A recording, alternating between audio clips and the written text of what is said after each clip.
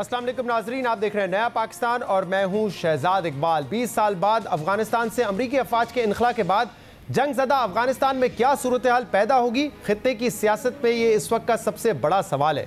अमरीकी सदर जो बाइडन ने रवां साल सितंबर तक अफगानिस्तान से इनखला का ऐलान तो कर दिया था, मगर अमरीका चाहता है कि इनखला के बाद भी अफगानिस्तान की सूरत हाल पर नजर रखने के लिए खित्ते के मुमालिक में एयर बेसेस कायम किए जाएं और इस मकसद के लिए अमरीका की जानिब से पिछले कुछ अरसे से पाकिस्तान से एयर बेसेस देने के लिए ख्वाहिश का इजहार भी किया गया है। मगर अमरीकी ख्वाहिश के बावजूद वजीर आज़म इमरान खान ने कल दो टोक ऐलान कर दिया है कि चाहे कुछ भी हो जाए अमरीका को पाकिस्तान में एयर बेसेस नहीं दिए जाएंगे। अमरीकी न्यूज़ वेबसाइट एक्सियोस को इस इंटरव्यू में वजीर आज़म इमरान खान ने वाज़ेह किया है कि अमरीका को पाकिस्तान से अलकायदा, तालिबान या दाइश के खिलाफ कार्रवाई करने के लिए किसी सूरत भी एयर बेसेस नहीं दिए जाएंगे। अहम बात यह है कि इससे पहले वजीर आज़म इमरान खान बगैर सियासी हल के अमरीका के अफगानिस्तान से फौरी इनखला को भी नुकसानदेह करार दे चुके हैं और कहते रहे हैं कि अमरीका के फौरी इनखला से अफगानिस्तान में खाना जंगी शुरू हो सकती है। यानी इस वक्त अमरीका और पाकिस्तान की सोच में वाज़े इख्तलाफ नजर आ रहा है। अमरीका चाहता है कि इनखला के बाद अफगानिस्तान में दहशतगर्दी को कंट्रोल करने के लिए एयर बेसेस कायम किए जाएं, मगर वजीर आज़म इमरान खान अमरीका की इस हिकमत अमली से इत्तेफाक नहीं करते और इसे काउंटर प्रोडक्टिव करार दे रहे हैं। और वो ये समझते हैं कि मसले का हल बेसिस के क़याम के बजाय पॉलिटिकल सेटलमेंट के जरिए निकाला जाए।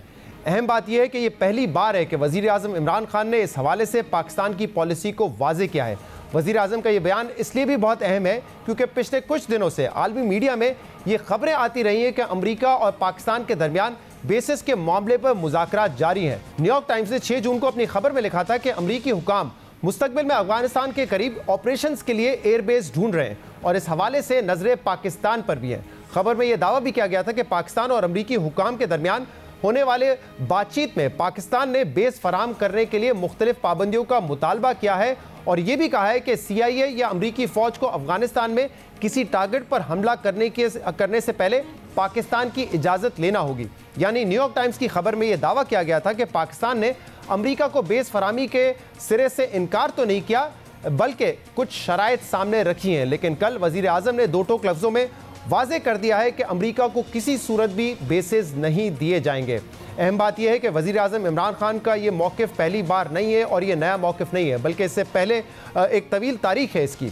वज़ीर आज़म इमरान खान ने जब अपनी सियासत का आगाज़ किया था तो इब्तदाई सालों में उनकी सियासत अफ़गानिस्तान में अमरीकी जंग और ड्रोन हमलों के खिलाफ मुहिम चलाने के गिर्द घूमती रही। वज़ीर आज़म इमरान खान शुरू से ही अमरीकी जंग में पाकिस्तान के शामिल होने के फैसले को सबसे बड़ी गलती करार देते रहे। वज़ीर आज़म इमरान खान कहते रहे कि अमरीका की जंग में शामिल होकर पाकिस्तान ने अरबों डॉलर्स का माली और हज़ारों शहरियों और फौजी जवानों की जानों का नुकसान उठाया है। जब बार बार झूठ बोलते हैं कि जी ये हमारी जंग है, ये अमेरिका की जंग नहीं हमारी जंग है, उनके जूते पॉलिश करने के लिए, ये इतना बड़ा शर्मनाक झूठ है। हम इस्तेमाल हो रहे हैं, हम अमेरिका की खिदमत में इस्तेमाल हो रहे हैं। अमेरिका ने गंद किया। Pakistan should never ever ever never be part of someone else's war and therefore the society has suffered enormous damage. हमारी कौम अमन चाहती है, हम तंग आ गए इस जंग से, हमारे लोग तबाह हो गए। Pakistan by joining the US after 9/11 committed one of the biggest blunders. 70,000 Pakistanis died in this. हमने जो अपनी तबाही की 2 दफा अमेरिका की फ्रंट लाइन स्टेट बने। मैं नहीं समझता कि कोई भी मुल्क अपनी तबाही करता है किसी और की जंग में शिरकत करके। वज़ीर आज़म इमरान खान का पहले भी मौक़िफ़ था और आज भी वो यही मौक़िफ़ दोहरा रहे हैं। अफ़गानिस्तान में जंग के खात्मे, पाकिस्तान के इस जंग से बाहर निकलने और ड्रोन हमलों को रुकवाने के लिए वज़ीर आज़म इमरान खान ने धरने दिए। साबिक़ सदर परवेज़ मुशर्रफ के खिलाफ सियासी मुहिम चलाई और जब खैबर पख्तूनख्वा में इनकी हुकूमत कायम हुई तो तहरीक इंसाफ ने सूबे में मुख्तलिफ मकामात पर धरने देकर नेटो सप्लाई रोकने की कोशिश भी की। साबिक़ सदर परवेज़ मुशर्रफ के दौर से लेकर पीपल्स पार्टी और नून लीग के इब्तदाई दौर तक इमरान खान अफगानिस्तान में अमरीकी जंग और पाकिस्तान में ड्रोन हमलों की शदीद मुखालफत करते रहे हैं। अहम बात यह है कि पाकिस्तान ने मुल्क में दहशतगर्दी के वाक़यात और अफगानिस्तान जंग में अमरीका का इत्तेहादी बनकर भारी माली और जानी नुकसान का सामना किया है। 2016 में स्टेट बैंक की रिपोर्ट के मुताबिक पाकिस्तान ने 2002 से लेकर 2016 तक कम से कम 118 अरब डॉलर्स का नुकसान उठाया है, जबकि इस दौरान पाकिस्तान को सिर्फ 14 अरब डॉलर की अमरीकी इमदाद मिली है, जबकि पाकिस्तान को 70,000 शहरियों और फौजियों के जानी नुकसान का भी सामना करना पड़ा है। इस जंग के नतीजे में पाकिस्तान में दहशतगर्दी के सैकड़ों वाक़यात हुए और सिर्फ यही नहीं, 2004 से लेकर 2018 तक अमेरिका ने पाकिस्तान में कम से कम 430 ड्रोन हमले किए, जिसमें 1000 से ज़्यादा शहरी जाँ भाग हुए। और अफसोस की बात यह है कि एक अरसे तक पाकिस्तान में अमेरिकी ड्रोन हमलों को लेकर गलत बयानी की जाती रही। पाकिस्तान कई साल तक इस हवाले से विक्टिम कार्ड खेलता रहा, ड्रोन हमलों की मजम्मत करता रहा, मगर बाद में पता चला कि अमेरिका को पाकिस्तान में ड्रोन हमलों की इजाज़त खुद पाकिस्तान ने दी थी। इसी तरह परवेज़ मुशर्रफ की हुकूमत कई सालों तक पाकिस्तान में अमेरिका को अड्डे देने की खबरों को मुस्तरद करते रहे, मगर बाद में पता चला कि पाकिस्तान ने अमेरिका को जैकबाबाद और शमसी एयरबेस फराम किए हैं, ड्रोन हमलों के लिए फराम किए हैं, जिन्हें 2011 में पाकिस्तान पीपल्स पार्टी की हुकूमत में खाली करवाया गया।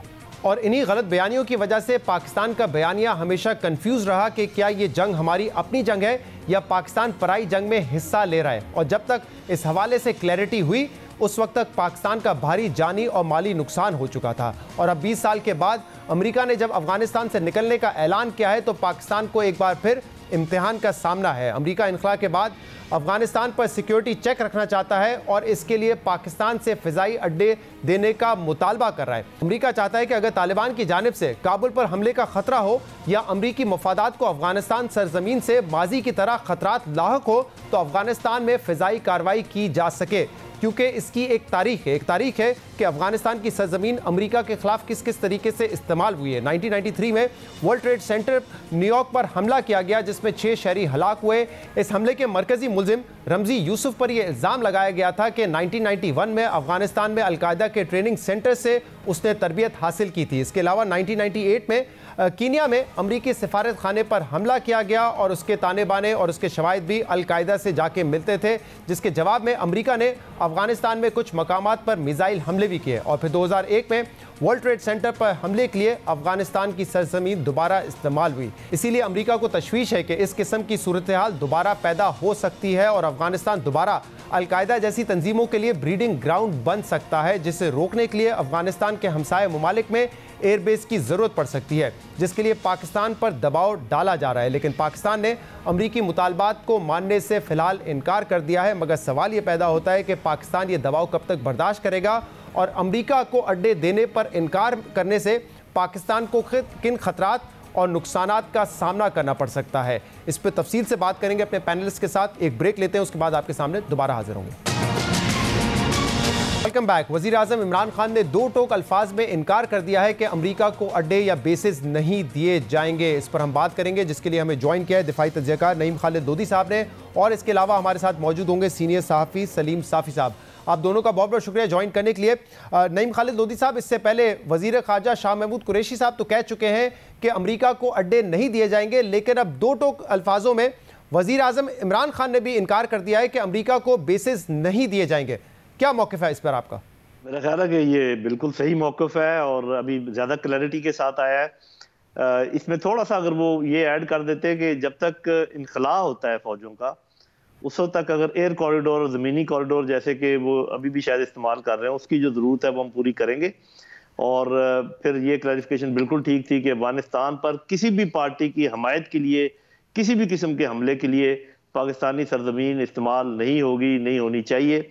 ये हमारा असूली मौक़िफ़ है और बिल्कुल दुरुस्त है। ये भी मेरा ख्याल जो बातचीत चल रही थी कि अगर आप हमें कंट्रोल दे दें, वो भी दुरुस्त नहीं है। बात यह है कि जब आप कहते हैं कि वी हैव नो फेवरेट्स और आप कहते हैं Afghan led Afghan owned peace process, तो फिर तो उसके अंदर किसी किस्म की मुदाखलत की गुंजाइश नहीं है, सिवाय उसके जो कि अफगान खुद कहें आपको। अगर वो कहें कि आप हमारी आके मदद करें, मुआवनत करें, जिस सिलसिले में भी वो कहें, वो तो हो सकता है।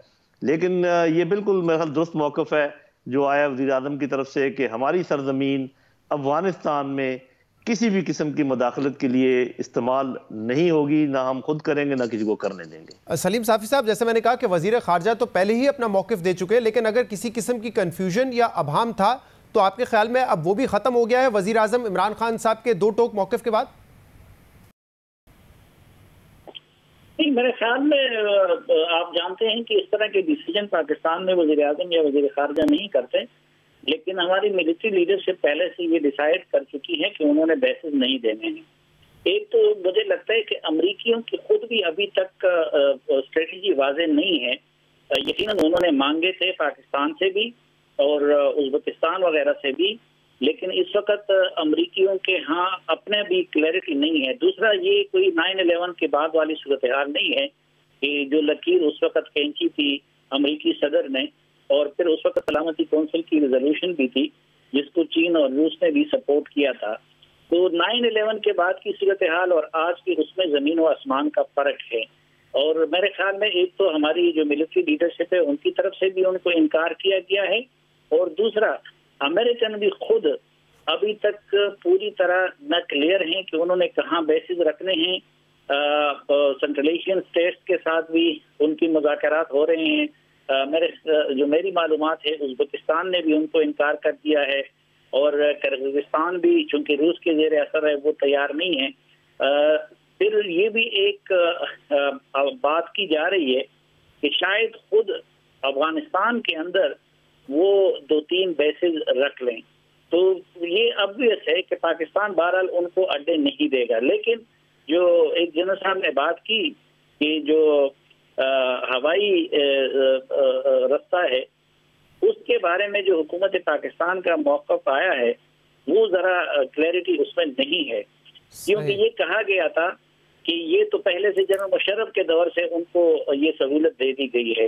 तो एक तो जनरल मुशर्रफ साहब के दौर का रिटन एग्रीमेंट हमारे दफ्तर खारजा के रिकॉर्ड में नहीं है कि वो किन टर्म्स पे था, और दूसरा जिस तरह के जनरल साहब ने कह दिया कि उनके विड्रॉल के बाद या अगर यूएन रेजोल्यूशन के तहत सलामती कौंसिल के तहत नेटो प्रेजेंस वहाँ पे ख़त्म हो जाती है, तो उसके बाद क्या सिर्फ अमेरिका की किसी एडवेंचरिज्म में पाकिस्तान का इन्वॉल्व होना अफगानिस्तान की किसी भी कुव्वत के खिलाफ अगर आप कहते हैं कि इमरान खान साहब से पहले मिलिट्री क़यादत भी इनकार कर चुकी है बेसिस देने पे, तो क्या वजह है कि पब्लिकली एक्नॉलेज नहीं कर रहा अमेरिका ये बात? अभी तक आके पब्लिकली तस्लीम नहीं किया उन्होंने कि पाकिस्तान रिफ्यूज कर रहा है। जितनी दफा भी सवाल होता है उनसे वो कहते हैं कि हमारे बड़े कंस्ट्रक्टिव मुज़ाकरात हो रहे हैं। वजह क्या है फिर इसकी?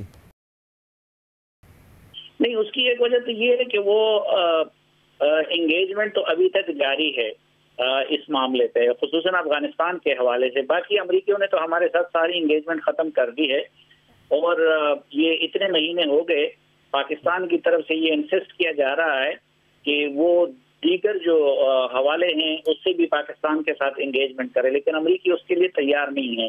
इवन उन्होंने जो बाइडेन ने सदर बनने के बाद आज तक प्राइम मिनिस्टर इमरान खान के मुबारकबाद के फ़ोन को भी अटेंड नहीं किया। दूसरा, ये तो पाकिस्तानी क़यादत भी वाज़ेह कर चुकी है कि ये जो हवाई रास्ता है या एरियल कॉरिडोर है वो अभी तक अमरीकियों को प्रोवाइड किया गया है, और जिस तरह की हुकूमत की तरफ से पहली मरतबा ये बात आई है कि वो तो पहले से है मुशर्रफ साहब की दौर से, और मेरी इत्तला के मुताबिक ये जो गुज़िश्ता चंद रोज पहले हेलमंद में जो बमबारी हुई थी, तो उसके लिए अमरीकी जो F-18 जहाज थे वो बहरे हिंद से ही वहाँ पे जो उनके अड्डे हैं वो वहाँ से उड़े थे और पाकिस्तान के हवाई हदूद से गुजरे थे। तो एक तो चूंकि पाकिस्तान ये एक मामले में अमरीकियों के साथ ताउन कर रहा है, और वो दूसरे मामले में सरेदस्त तो इनकार है, लेकिन अमरीकियों का इसरार तो अभी तक जारी है। इसरार जारी है। उनकी मीडिया में तरह तरह की खबरें आ रही हैं। नहीं साहब, ये बड़ा इंपॉर्टेंट है, और आपकी इस पर क्या राय है, क्या इन्फॉर्मेशन है कि क्या सिविल और मिलिट्री क़यादत एक पेज पर है कि हमने बेसिस नहीं देने? क्योंकि माजी में परवेज मुशर्रफ के ज़माने में जब भी ड्रोन अटैक्स हुए तो हम उसके विक्टिम के तौर पे सामने आते थे, लेकिन बाद में पता चला कि हमने खुद अमेरिका को वो बेसिस दिए थे और हम अमेरिका के इत्तेहादी थे उसमें। तो अब आपको लगता है कि अब हम की कोई बात नहीं है, सिविल मिलिट्री क़यादत एक पेज पर ही है? हाँ जी, वो तो सूरत हाल मुख्तलिफ थी। मैं आपको वो उस बात का भी जवाब दे दूं कि अमेरिका क्यों ये वादे तौर पर नहीं मानता कि जी हमने इनकार किया है या इकरार किया है। उसकी वजह यह है कि अमरीकियों की ये पूरी कोशिश होगी, क्योंकि जिस किस्म का वो मुल्क और जिस तरीके से वो दूसरे मुल्कों में इंटरफेयर करता है, कि हुकूमत, आर्म फोर्सेस और अवाम, इन तीनों में किसी न किसी तरीके से कोई निखार डाला जाए, इनमें इनको एक दूसरे के आपस में एक दूसरे के खिलाफ खड़ा किया जाए, तो ये भी उनकी जो है ना ये चाल हो सकती है। ये अब याद रखें, अमेरिका कोई सीधा साधा मुल्क नहीं है और कोई छोटा मोटा मुल्क नहीं है। उनके बहुत बड़े बड़े कदम होते हैं, बहुत वो परसेप्शन मैनेजमेंट करते हैं, वो आपकी पब्लिक की पूरी सोच को तब्दील करते हैं। और खासकर कुछ लोगों को लेकर उनके ज़हनों के ऊपर वार करते हैं। और उस तरीके से ये याद रखें कि परसेप्शन मैनेजमेंट अमेरिका की सबसे बड़ी कुव्वत है। आज भी हम समझते हैं कि मिलिट्री कुव्वत और पॉलिटिकल कुव्वत और इकोनॉमिक कुव्वत वो भी है, लेकिन ये सबसे बड़ी है। और आपने देखा होगा कि ये जो एक समा है पाकिस्तान में बिटरनेस का, कड़वाहट का, इसमें कोई हमारा अपना बहुत कुछ किया हुआ है, लेकिन बैरूनी हाथ भी इसमें है। दूसरी बात जो आप कह रहे हैं, मेरा ख्याल है कि जब इमरान खान साहब ने ये कह दिया कि पाकिस्तान की सरजमीन किसी भी ऐसी एक्टिविटी के लिए इस्तेमाल नहीं होगी जो कि अफगानिस्तान में कोई दखल अंदाजी के समझी जाए, तो मेरा ख्याल है कि सितंबर के बाद ये जो हवाई एयर कॉरिडोर है, ज़मीनी कॉरिडोर, ये भी बंद हो जाएंगे। ये मेरा अपना अंदाज़ा है। जो साफ़ी साहब कह रहे हैं कि जो अग्रीमेंट है हमारा इनके साथ, अमेरिकन के साथ, वो उसकी कोई कॉपी नहीं है, तो नहीं, वो कॉपी मैंने खुद देखी है, वो कॉपी मौजूद है वजारत दिफा में, वो कॉपी मौजूद है। और मैं वो कॉपी लेकर गया था जब मैं थोड़ी देर के लिए सेक्रेटरी डिफेंस था, और मैंने हाई पावर्ड जो कमेटी है पार्लियामेंट की, जिसमें रजा रबानी साहब उसको हेड कर रहे थे, उनके सामने सारे उनकी शिकें रखी थी कि ये है जो हुआ। और वो फिर रिवाइज होनी थी 2011 में, और मैंने रिवीजन में बहुत बड़े बड़े रिकमेंडेशन दी थी कि ये चेंज की जाएं। वो फिर मैं रहा नहीं, तो मुझे नहीं मालूम कि उसका क्या हुआ। और अब वो दोबारा रिवीजन होनी है उसकी, क्योंकि हर 10 साल के बाद वो रिवाइज होती है। 2021 में this a proper written agreement, और उसमें बाकायदा सारी शिकें मौजूद हैं और उसकी कॉपियां मौजूद हैं पाकिस्तान में। अब देखते हैं कि अब जो रिवीजन होती है वो किस तरीके से होगी। मेरा अपना ये ख्याल है कि वो मुआहदा अब खत्म हो जाएगा। लेकिन लोधी साहब, माजी के जो तजुर्बात हैं उसकी वजह से लोगों में एक डाउट तो रहता है, लेकिन इस मर्तबा आप श्योर हैं कि ऐसा नहीं होगा कि जो हम कहेंगे वही हमारी पॉलिसी भी होगी? माजी की तरह नहीं होगा कि हम मजम्मत भी कर रहे होंगे ड्रोन अटैक्स की और साथ में हम बेसिस भी दिए हुए होंगे। ये अब नहीं होने वाला, और आप समझते हैं कि सिविल और मिलिट्री की आदत एक पेज पर है? हाँ जी, देखिए, ना तो मैं, आपको पता है कि गवर्नमेंट को रिप्रेजेंट करता हूँ, ना ही मैं इस वक्त आर्मी को रिप्रेजेंट कर रहा हूँ। मैं तो एक अंदाजा लगा सकता हूँ, जैसे आप अंदाजा लगा सकते हैं जो कि सामने। मुझे ये लग रहा है कि देखें, 3 चीजें होती हैं। एक, हुकूमत क्या चाहती है, और पाकिस्तान के में ये भी होता है कि फौज क्या चाहती है। हालांकि होना तो ये चाहिए कि जो हुकूमत चाहे वही फौज चाहे। बाज़ औक़ात इसमें थोड़ी सी टेंशन होती है। एक बहुत बड़ी चीज और है, अवाम क्या चाहते हैं। और आजकल अवाम की नुमाइंदगी ये मीडिया बड़े जोरों शोर से कर रहा है। इसमें सोशल मीडिया भी है और मेन मीडिया भी है। तो आप ये ना समझें कि अवाम से छुप छुपा कर या उनको कोई गुच्चा देकर कोई ऐसा काम किया जा सकता है। मेरे भाई, अब ये मुमकिन नहीं है। तो लिहाजा अवाम की राय पक्की ये है कि यहाँ पर कोई ऐसा काम ना किया जाए जिससे मुदाखलत हो अफगानिस्तान में। और मेरा ख्याल है अगर कोई चाहे भी तो नहीं कर पाएगा। और आप क्योंकि कह रहे हैं कि अमेरिका एक सुपर पावर है, एक बहुत बड़ा मुल्क है, तो वो दबाव तो पाकिस्तान पर डालता रहेगा।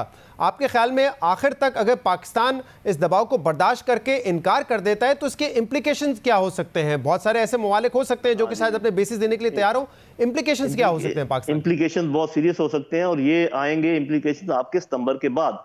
देखें, बात यह कि अभी वो यहाँ से निकल रहे हैं, अभी वो थोड़ी सी उनकी पोजीशन नाजुक है।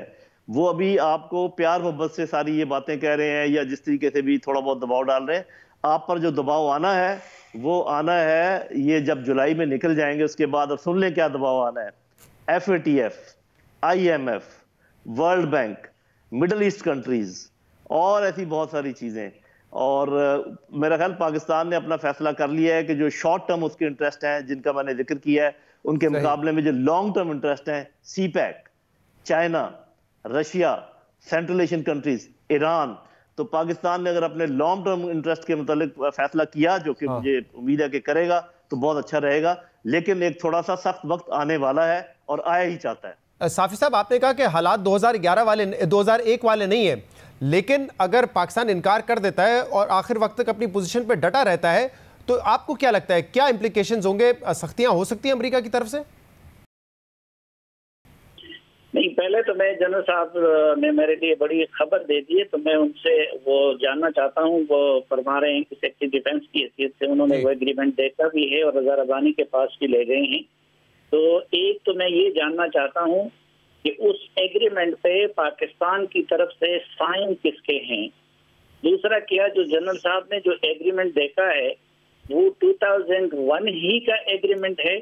और तीसरा, उस एग्रीमेंट में क्या ये चीज थी कि ड्रोन यहाँ से जो उड़ेंगे तो ड्रोन के लिए भी नॉर्थ और साउथ वजीरिस्तान का कॉरिडोर तो दिया गया था, लेकिन बलूचिस्तान में या फिर मोहम्मद एजेंसी में ड्रोन की इजाजत नहीं थी। तो मैं जनरल साहब से ये 3 सवालों का जवाब जानना चाहता हूँ कि उस एग्रीमेंट में 3 हवालों से क्या चीजें हैं और उस पर दस्तखत किसके हैं? दस्तखत तो देखें 2 एग्रीमेंट थे, एक नेटो के साथ है अलग, एक अमेरिका के साथ है। ये 2 एग्रीमेंट पाकिस्तान के थे, उनकी तरफ से भी उनके जो सेक्रेटरीज थे उनके दस्तखत थे गवर्नमेंट के, हमारी तरफ से भी सेक्रेटरी के दस्तखत थे, डिफेंस सेक्रेटरी के। बाकी जो मंदरजात की आप बात कर रहे हैं वो मेरे ख्याल में आपको नहीं किया गया था, वो बात नहीं, एग्रीमेंट नहीं है। नहीं वो ऐसे नहीं है, बस वो मैंने आपको बताया 2001 में आपको पता होगा कि साइन किसके हैं। जी मैंने बता दिया आपको कि साइन सेक्रेटरी डिफेंस के हैं और गवर्नमेंट की तरफ से है वो, और उधर भी उनके गवर्नमेंट की तरफ से उनके सेक्रेटरीज ने साइन किए हुए हैं, तो ऐसा ही होता है। और 2001 का ही मुआहदा है ये, 2001 का मुआहदा है, लेकिन ये दस्तखत बाद में हुए, ये 2001 में नहीं है, 2002, 3, 4 में होंगे। बस इससे ज्यादा उन मुआहदों के, क्योंकि सीक्रेट मुआहदे हैं, इससे ज्यादा उनके मतलब बात नहीं की जा सकती टीवी के ऊपर। ठीक है साफी साहब, अब जवाब की तरफ अगर आप आ जाए, अगर ड्रोन के बारे में उन एग्रीमेंट्स में क्या था, मैं तो यही कह रहा हूँ ना कि इसके बारे में मैं आपको नहीं बता सकता। वर्बल थी, और दूसरा ये कि आप अगर पार्लियामेंट में रज़ा रब्बानी साहब को दिखा चुके हैं तो फिर तो सीक्रेट उस तरह की नहीं है, या फिर ये इन कैमरा सेशन था, रज़ा रब्बानी साहब चेयर कर रहे थे, तमाम पार्टीज के हेड्स उसमें मौजूद थे, वो हाई पावर्ड कमेटी थी और वो सारी प्रोसीडिंग इन कैमरा है, मैं उनको रिवील नहीं कर सकता। ठीक है साहब, अब मुझे इसलिए इम्पोर्टेंट हो गया कि मौजूदा हुकूमत ये कह रही है कि जो एयर कॉरिडोर है या जमीनी है उस पे तो पहले से 2001 में अमल वो चला आ रहा है, तो इसलिए पाकिस्तानी कौम इस वक्त ये जानना चाहेगी कि एयर कॉरिडोर और जो जमीनी कॉरिडोर है या ड्रोन के हवाले से उस एग्रीमेंट में क्या है, क्योंकि मौजूदा हुकूमत कहती है कि इस वक्त जो कुछ हो रहा है वो उसी के तहत हो रहा है। हाँ जी, वो जैसे मैंने आपको बताया कि मैं कासिर हूँ आपके इस बात का जवाब देने से, क्योंकि मैं जो सीक्रेट है नेशन के, मुल्क के, वो रिवील ऐसे नहीं कर सकता मेरे भाई। आप अच्छी तरह इस बात को समझते हैं, कितनी दफा बताऊं आपको। सही है साफी साहब, वजीर आजम ये तो कहते रहे कि अगर अमेरिका इनखला करता है अफगानिस्तान से विदाउट पॉलिटिकल सेटलमेंट तो उसके बड़े मनफी असरात होंगे, सिर्फ अफगानिस्तान पे नहीं बल्कि पाकिस्तान में भी। लेकिन फिर भी वजीर आजम इसका सलूशन इस बात को नहीं समझते कि अमेरिका को बेसिस दिए जाए ताकि अगर कोई टेररिस्ट दोबारा पैदा होते हैं अफगानिस्तान में, वो ब्रीडिंग ग्राउंड बनता है उनके लिए, तो उस पर अमेरिका एक काउंटर चेक रख सके।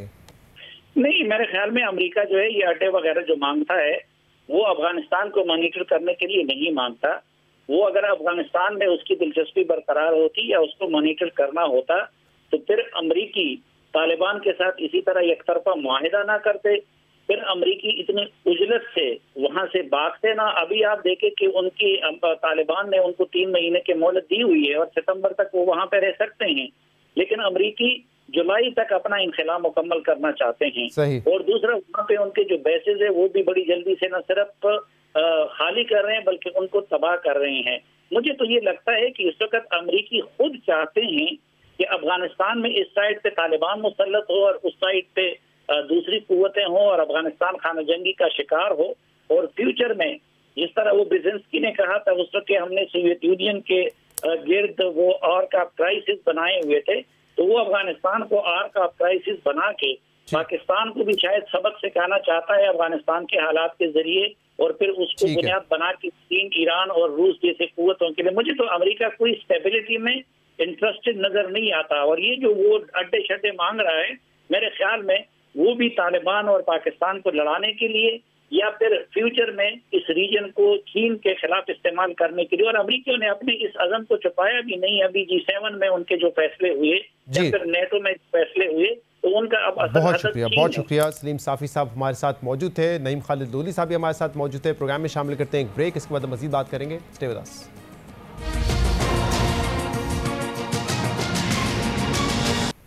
Welcome back. हुकूमत ने इलेक्शन रिफॉर्म बिल कौमी असेंबली से पास करवा लिया है और हुकूमत का ये दावा है कि हम सेनेट से भी इस बिल को पास करवा लेंगे।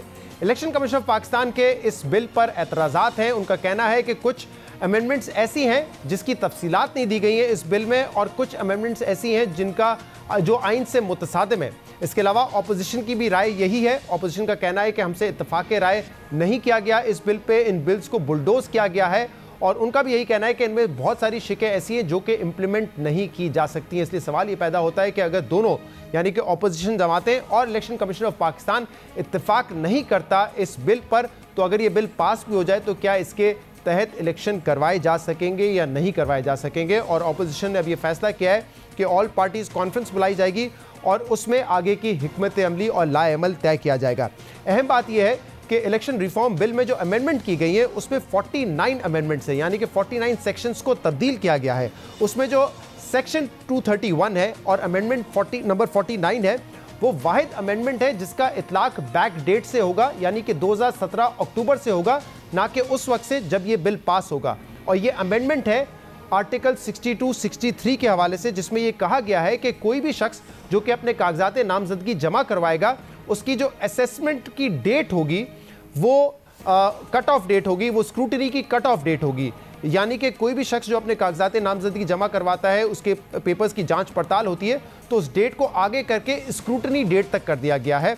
और जैसे मैंने बताया, ये आर्टिकल 62-63 के हवाले से, जिसके हवाले से वजीर आजम माजी में ये कहते रहे कि इस शिक को तब्दील नहीं होना चाहिए और आने वाली पार्लियामेंट जो है वो आर्टिकल 62 और 63 के तहत ही होना चाहिए। आर्टिकल 62 और 63 के तहत इलेक्ट हो, ठीक है। देखिए ना, आप आइन आपका कहता है कि सादिक और अमीन होना चाहिए। अगर असेंबली खाली हो जाती है, होने दें, पार्लियामेंट इलेक्ट करें, आर्टिकल 62-63 के तहत करें। अगर इनमें से कोई भी आदमी नहीं आता, कोई फर्क नहीं पड़ता, पार्लियामेंट का फायदा है। मैं नहीं आता, फायदा है पार्लियामेंट का। और अहम बात यह कि इसमें जो अब तब्दीली आ रही है वो बैक डेट से आ रही है, यानी कि 2017 से आ रही है। इसलिए सवाल ये उठ रहा है कि क्या ये अमेंडमेंट किसी को फ़ायदा पहुंचाने के लिए है या प्रिंसिपल डिसीजन है कि इसमें तब्दीली करनी है। इन तमाम इशूज़ पे बात करेंगे, जिसके लिए हमें ज्वाइन किया है PMLN के सीनियर रहनुमा एहसन इकबाल ने। एहसन इकबाल साहब, हुकूमत तो कहती है कि हम सेनेट से भी ये बिल पास करवा लेंगे, लेकिन अब ऑपोजिशन ऑल पार्टीज कॉन्फ्रेंस बुलाकर इस बिल को अपोज करना चाहती है। क्या प्लान है? ये ऑल पार्टीज कॉन्फ्रेंस कब होगी और मकसद क्या होगा इसका? जी बहुत शुक्रिया शहजाद। देखिए, ये जो हुकूमत ने कानून बुलडोज कराया है, ये पाकिस्तान के लिए इसके बहुत सीरियस इम्प्लीकेशंस हैं। इसका मतलब ये है कि कोई भी हुकूमत अपनी मेजॉरिटी से आइन को भी तब्दील कर दे, कानून को भी तब्दील कर दे और फिर इलेक्शन को अपने एडवांटेज में निकालने के लिए धांधली की कोशिश करे। अब इसके अंदर जो इलेक्शन कमीशन ने ऑब्जर्वेशंस दी हैं, वही ऑपोजिशन भी कह चुकी है। देखिए, पाकिस्तान के आइन को आप आइनी तरमीम के बगैर तब्दील नहीं कर सकते। जब सेनेट का इंतखाब हुआ तो सुप्रीम कोर्ट में ये केस चला कि क्या ओपन इलेक्शन को खुफिया बैलेट कर सकते हैं, तो सुप्रीम कोर्ट ने भी इस बात से इत्तफाक किया कि इसको आइनी तरमीम के जरिए ही किया जा सकता है। अब इसके अंदर जो आइन के आर्टिकल्स हैं, जैसे कि 219A है, जिसमें इलेक्शन कमीशन को इख्तियार दिया गया है कि वो इलेक्टोरल रोल्स को मेंटेन करेगा और अपडेट करेगा। हुकूमत ने उसको नादरा के सुपुर्द कर दिया है, यानी एग्जेक्टिव के डोमेन में ले आई है। किसी भी हुकूमत के पास मुमकिन होगा कि वो वोटर्स लिस्ट में रद्दोबदल करे, जिसको चाहे डाल दे, जिसको चाहे निकाल दे, वोट किसी का कहीं ले जाए, किसी का किसी और जगह ट्रांसफर कर दे और यूं इलेक्शन को मैनिपुलेट करे। इसी तरह जो हल्का बंदी है, उसकी बुनियाद भी आर्टिकल 51(5) सब सेक्शन के तहत पॉपुलेशन के ऊपर की गई है। और जैसे आपने आर्टिकल 62-63 कहे, उसके अंदर भी जो एलिजिबिलिटी है वो NRO दिया जा रहा है फैसल वाडा साहब को, क्योंकि इससे पहले जो प्रोविजन थी वो ये थी कि नॉमिनेशन पेपर फाइल करते हुए आपको एहलियत के तकाजे पूरे करने चाहिए। क्योंकि फैसल वाडा साहब अपनी फॉरेन नेशनैलिटी उस वक्त क्वालिफाई नहीं करते थे सरेंडर करने की बुनियाद पे कि वो क्वालिफाई करें, उसमें ताखीर हुई, तो इसलिए उसकी कट ऑफ डेट को आगे बढ़ाया जा रहा है। लेकिन क्या आप रेट्रोस्पेक्टिव कानून को बदल सकते हैं? आप पीछे माजी में जाके कानून को नहीं बदल सकते। जो भी कानून बनेगा वो प्रोस्पेक्टिव बनेगा, वो आइंदा से होगा। इसी तरह एक और जो बड़ी इन्होंने इसके अंदर धांधली की है वो ये है कि नवाज शरीफ साहब, जिन्हें पनामा केस के अंदर अकाउंट रिसीवेबल के ऊपर कि आपने बेटे से 10,000 दरम तनख्वाह वसूल करनी थी, जो आपने वसूल नहीं की और आपने उसका जिक्र नहीं किया, उस पर उनको नाअहल करार दे दिया गया। अब आके 4 साल के बाद उसे लीगल कवर देने की कोशिश की जा रही है, वो भी रेट्रोस्पेक्टिव इफेक्ट के साथ। आप ये नहीं कर सकते। ये पर्सन स्पेसिफिक लॉज बनाए जा रहे हैं। एक जगह नवाज शरीफ साहब की नाअहली को लीगल कवर दिया जा रहा है, दूसरी तरफ अपने वजीर को नाअहली से बचाने के लिए कानून तब्दील किया जा रहा है। ऐसे साहब इसकी जरा तफसीलात बताइएगा, क्योंकि ये जो अमेंडमेंट है सेक्शन 231 में की गई है, आप कह रहे हैं कि इसमें जो तब्दीली है वो ये है कि पहले जब आप कागजात नामजदगी जमा करवाते थे तो असेसमेंट की डेट वो होती थी कि आपने क्या जमा करवाएं, अब उसको आगे बढ़ा के जो स्क्रूटनी डेट होती है उस वक्त तक असेस किया जाएगा कि कोई शख्स जो अपने कागजात जमा करवा रहा है क्या वो अहल है, क्या वो क्वालिफाई करता है या नहीं करता है। जी, चूंकि फैसल वाडा साहब ने जब अपने कागजात नामजदगी जमा कराए थे तो वो अपनी सिटीजनशिप सरेंडर नहीं कर पाए थे और उनकी दोहरी शहरियत मौजूद थी, और फिर जब उनको उसकी कोई दस्तावेजी सबूत मिला वो उस नॉमिनेशन पेपर के फाइल करने के बाद मिला, जो कि स्क्रूटनी डेट के करीब था। तो सिर्फ उनको कवर करने के लिए, उन्हें एनआरओ देने के लिए पाकिस्तान का आइन और कानून तब्दील किया जा रहा है। ये है इमरान खान साहब का एक पाकिस्तान, कि उनके अपने प्यारे को बचाने के लिए पूरे पाकिस्तान का आइन और कानून तब्दील किया जा रहा है। लेकिन एहसन इकबाल साहब देखें, एक रीमेडी तो होती है, आप रिट पिटिशन कर सकते हैं, आप हाई कोर्ट में जा सकते हैं, और फैसल वाडा का केस तो पहले भी हाई कोर्ट में गया था, अभी इलेक्शन कमीशन ऑफ पाकिस्तान के पास भी है, तो ऑलरेडी केस अगर मौजूद है तो हुकूमत ये क्यों करेगी, इससे कैसे फायदा हासिल कर सकती है कानून को बैक डेट में जाके चेंज करके। देखिए, अगर वो ये कानून बदल दें तो उनकी नाअहलियत की जो प्रोसीडिंग्स हैं वो इनफ्रक्चुअस हो जाएंगी। उनके बकौल वो ये कहेंगे कि देखिए अब तो इलेक्शन लॉ जो है हमने उसको 2017 से अमेंड कर दिया, लेकिन ये गलत इंटरप्रिटेशन है, क्योंकि आप रेट्रोस्पेक्टिव जाके किसी कानून को नहीं बदल सकते। क्योंकि अगर माजी में मैंने कोई जुर्म किया है तो कल को मैं कानून बना दूं कि 2019 में चूंकि मैंने चोरी की थी उस वक्त चोरी जायज थी, इससे आप चीजों को ठीक नहीं कर सकते। एहसन इकबाल साहब, ये बात आई एम श्योर जिन लोगों ने इस बिल पर काम किया है, जो हुकूमती टीम का हिस्सा है, जो कानूनदान है, उनको ये बात पता होगी कि रेट्रोस्पेक्टिवली नहीं बदला जा सकता, और ऑलरेडी अगर फैसल वाडा का केस चल रहा है, इलेक्शन कमीशन के पास है, तो वो जो भी कानून बदल ले उसका इतलाक उस पर नहीं होगा। आई एम श्योर इतना तो पता ही होगा उनको ना, वो क्यों करेंगे। देखिए शहजाद, यही बात हमारे लिए एक बहुत हैरान कुन और परेशान कुन है कि हुकूमत किन लोगों के हाथ में है। एक स्कूल के बच्चे को भी आप पूछें, वो आपको बता देगा कि आइन को आप आइनी तरमीम के बगैर सिंपल लेजिस्लेशन से नहीं तब्दील कर सकते, लेकिन ये कर रहे हैं। इसी तरह ये बात हर कानूनदान को मालूम है कि रेट्रोस्पेक्टिव आप कानून को चेंज नहीं कर सकते, लेकिन आउट ऑफ डेस्परेशन ये कर रहे हैं। आप इससे अंदाजा कीजिए कि इन्होंने इलेक्शन कमीशन जो स्टैट्यूटरी और कॉन्स्टिट्यूशनल इदारा है इलेक्शन लॉज के मुतालिक, उससे कंसल्टेशन नहीं की और इलेक्शन लॉज को बदल दिया। इसी तरह बजट के अंदर आप देखिए, एफबीआर को कंसल्ट नहीं किया, बजट बना दिया। अब आके कमेटी बनाई है कि हमारे बजट के अंदर जो एनॉमलीज है एफबीआर की कमेटी उनको दूर करेगी। ये किस किस्म का मुल्क चल रहा है, किस किस्म की गवर्नेंस है? ये एक एटमी ताकत है। हम तो परेशान है कि मुल्क इनके हाथों में आ गया है। लेकिन एहसन साहब देखिए, बड़ा मौका था, अक्टूबर से ये बिल असेंबली में था, उस वक्त आप लोग अपनी अमेंडमेंट दे के बात करके चीज़ों को हल कर सकते थे, लेकिन आपने उस वक्त कहा कि हम नहीं बैठेंगे, हुकूमत के साथ बात नहीं करेंगे। तो हुकूमत अब मेजॉरिटी से पास करवाएगी ना। कल हमारे शो पे जब बाबर अवान साहब थे, उन्होंने कहा ब्रेग्जिट कंसेंसस से नहीं हुआ, इतना बड़ा फैसला था बरतानिया का, कंसेंसस से नहीं हुआ, मेजॉरिटी से हुआ। तो अगर किसी चीज़ पे इत्तेफाक राय नहीं होता, और खासतौर पे उस वक्त जब ऑपोजिशन साथ बैठने को तैयार नहीं है, तो फिर हुकूमत का राइट है कि मेजॉरिटी से बिल पास करवाए। देखिए, दो बातें हैं। पहली बात ये उनकी मिस स्टेटमेंट है कि हमने तजावीज़ नहीं दी। इसी बिल के साथ हमारी 45 अमेंडमेंट्स लगी हुई हैं। हमने स्टैंडिंग कमेटी जो है उसके अंदर अपनी अमेंडमेंट्स जमा कराई हैं, जिन्हें हुकूमत ने खातिर में नहीं लाया। दूसरी बात यह है कि फर्क होता है, कुछ चीजें जो पार्टिजन होती हैं आप उन्हें बना सकते हैं, लेकिन इलेक्शन लॉ के अंदर सिर्फ हुकूमत स्टेक होल्डर नहीं है, इलेक्शन कमीशन भी स्टेक होल्डर है, दीगर पार्टीज भी हैं। क्योंकि अगर आप मुतनाज़ा इंतखाबी कवानीन को तब्दील करेंगे तो आपने होने वाले इलेक्शन को होने से पहले ही मुतनाज़ा बना दिया है। हमने भी इलेक्शन लॉज चेंज किए थे, लेकिन तमाम पार्टीज के इत्तेफाक राय से इलेक्शन लॉज को बदला था, क्योंकि इलेक्शन लॉज अगर आप समझते हैं कि इलेक्शन लॉज पार्टिजन नहीं हो सकते, तो हुकूमत का पाकिस्तान तहरीक इंसाफ का एक देरीना मौक़िफ़ है, और ये दूसरी जमातों का भी है, लेकिन दूसरी जमातों ने इस पर काम नहीं किया। वो कहते हैं कि ओवरसीज पाकिस्तानी को राइट है वोट का, 4 मरतबा सुप्रीम कोर्ट इस पर फैसले दे चुकी है, किसी जमात ने काम नहीं किया, वो करने जा रहे हैं। तो आप लोग कहते हैं कि नहीं, जो बैठा हुआ है शख्स कैलिफोर्निया में, उसको झेलम का क्या पता, कोई शख्स अगर न्यूयॉर्क में बैठा हुआ है तो उसको पाकिस्तान में नारोवाल का क्या पता। इस तरह की मंतक आप लेकर आएंगे तो फिर यही तासुर उभरेगा ना कि आप लोग चाहते ही नहीं कि ओवरसीज पाकिस्तानी को वोट का राइट मिले।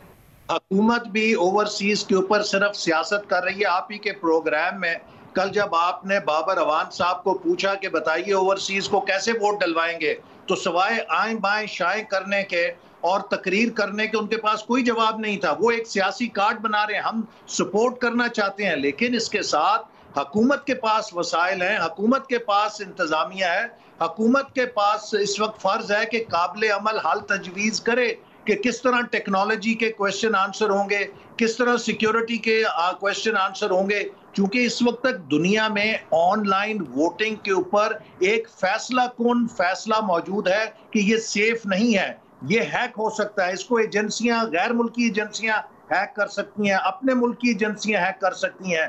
तो ये हुकूमत का फर्ज है कि अगर वो ओवरसीज वोटिंग करना चाहती है तो उसका एक काबिल अमल, काबिल जो तस्दीक शुदा हाल है वो तो दे रहे, वो कह रहे हैं हमारे प्रोटोटाइप्स हैक नहीं हो सकते। इवन इंडिया में भी जो पेपर ट्रेल के साथ प्रोटोटाइप्स हैं जो इस्तेमाल वहाँ पे होती है मशीन्स, उसमें उसको खोल के हैक किया जा सकता है। 2-3 घंटे का काम है, ऐसा नहीं है कि किसी सॉफ्टवेयर सिस्टम के जरिए आप उसको डीकोड कर सकते हो या हैक कर सकते हो। देखिए, दो अलग चीजें हैं। जो ओवरसीज वोटिंग है वो एक अलग है, वो जो भी आप सोल्यूशन बनाएंगे वो ऑनलाइन ही होगा, या कोई पोस्टल बैलेट का अगर आप बनाएंगे तो वो एक बहुत मैसिव एक्सरसाइज होगी। दूसरा, जो इलेक्ट्रॉनिक वोटिंग मशीन है, इसके बारे में तमाम एक्सपर्ट्स ये कहते हैं कि जिसकी कस्टडी में होगी वो इसको टैंपर कर सकता है। देखिए, इंडिया और पाकिस्तान के माहौल में फर्क है। इंडिया के अंदर मैंने आज तक नहीं सुना कि किसी पार्टी ने उनकी रियासती एजेंसियों के ऊपर इल्जाम लगाया हो कि उन्होंने कांग्रेस का या बीजेपी का कोई धड़ा बनाया या इलेक्शन में मुदाखलत की है। हमारे मुल्क के रियासती इदारों पर एक बदएतमादी है कि इलेक्शनों में उनका एक किरदार होता रहा है। तो इसलिए अगर किसी की सरकार की कस्टडी में ये मशीन होंगी, 3 लाख में से 10-15 हजार, लेकिन वो प्रॉब्लम पेपर बैलेट से भी तो नहीं हल हो रहा ना, बदल जाएगा। वो मसला पेपर बैलेट से भी नहीं हल हो रहा। 2013 में इसी किस्म के इल्जामात लगे कि मुनज़्ज़म धांधली हुई है, 2018 में आप लोगों ने ये इल्जाम लगाए, वो मसला पेपर बैलेट से भी नहीं हल हो रहा। कम से कम जो पोलिंग डे पे जो कुछ होता है, शहजाद, ये जरूरी पॉइंट है।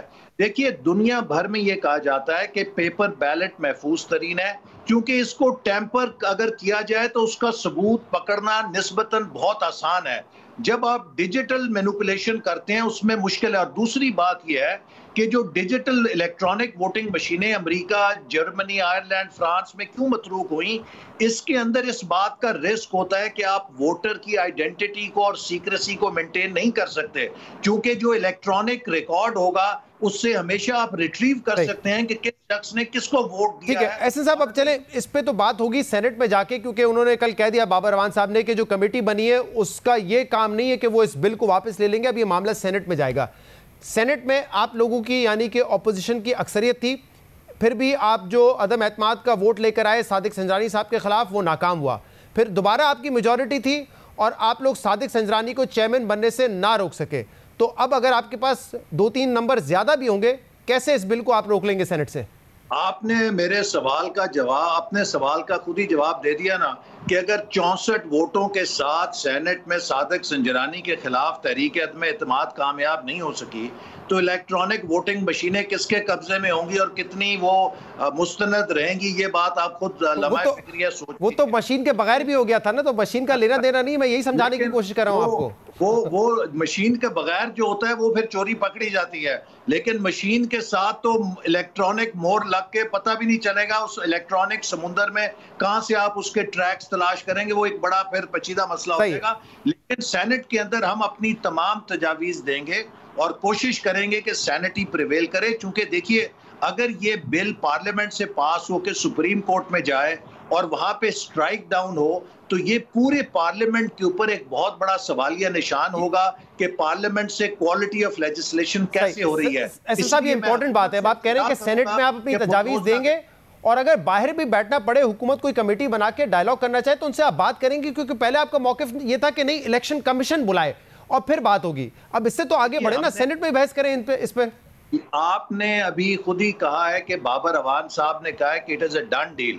जब हम कौमी असेंबली में हुकूमत के साथ बैठे तो वहां पे हमें यकीन दिलाया गया कि हम एक कमेटी बनाएंगे जो इस पे नजर सानी के लिए गौर करेगी। तो हुकूमत की तो ये क्रेडिबिलिटी है, एक चीज मानती है सुबह उससे मुकर जाती है। इसीलिए लीडर ऑफ ऑपोजिशन ने चीफ इलेक्शन कमिश्नर को खत लिखा है कि वो तमाम पार्टीज को बुलाएं और इलेक्टोरल रिफॉर्म्स के ऊपर एक कंसेंसस पैदा करें जिसे हम पार्लियामेंट में लेके जाएं। और बहुत बहुत शुक्रिया, बहुत बहुत शुक्रिया। एहसन इकबाल साहब हमारे साथ मौजूद है और कह रहे थे कि जो सेक्शन 231 में अमेंडमेंट की गई है आर्टिकल 62, 63 के हवाले से, उसमें एनआरओ दिया जा रहा है फैसल वावडा को, ये कहना है एहसन इकबाल का। और ये हमने आपको बताया कि वाहिद अमेंडमेंट है जो कि बैक डेट से की जा रही है, यानी कि 2017 से इसका इतलाक होगा। बाकी जो भी अमेंडमेंट्स होगी उनका इतलाक उस वक्त से होगा जब ये कानून पास हो जाएगा। आज के प्रोग्राम में इतना ही, इजाज़त दीजिए, अल्लाह हाफ़िज़।